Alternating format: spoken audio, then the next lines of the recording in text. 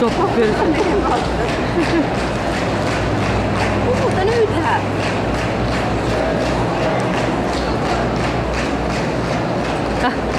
Kuidas ta seda nüüd ei tea? Aga äkki ta ei kuulnud liikumisjuhti ja? Täna kohtus olen pool. See oli vale see koht, see peaks see koht olema null. No jaa, aga Moona, kui su liikumisjuht, kas sa kuulsid tema juttu või? Kas liikumisjuht ei ütle parem?